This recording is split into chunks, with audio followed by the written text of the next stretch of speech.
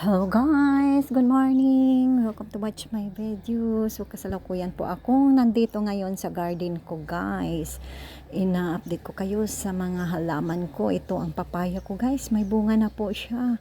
Medyo malalaki na at iba yung nagbigay na siya ng mga bulaklak.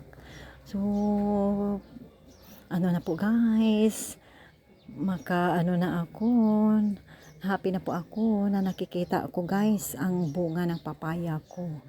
At alam nyo guys, ito lang po ang isang puno ang nagbibigay ng bunga sa akin kasi yung ibang mga puno ang dami-dami po nila guys. Mga lalaki, hindi po sila magbigay sa akin ng mga bunga. So putulin ko naman sila ngayong darating na Sabado guys, pag may time na ako guys. Kasi hindi naman sila. So ito guys, ang buong garden ko at may na po sila. So na-happy na po sila guys kasi inuulan na po sila guys. Hindi na ako dilig sa kanila ha. Ang guys, ang hirap-hirap magdidilig pag marami ang tinatanim natin guys. So ito po maganda na po silang tingnan kasi parang sumasaya na po ang mga halaman ko na may natural water na bumubuho sa kanila guys.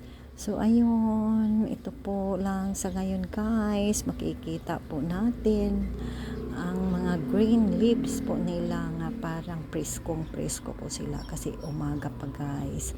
Hindi pa sila na sa init. So ito po yung yung mga halaman ko guys, at saka yung papaya na ito ay lalaki ito guys. So tingnan mo ang bulaklak niya.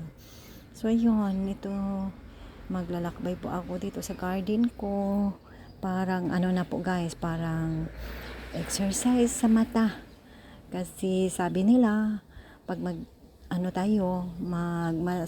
masid tayo sa mga green leaves early morning, so nakabibigay po yan ng vitamin sa ating mata guys, ang green plant. So ito po ang mga bulaklak ko guys. So guys, thank you for watching my video.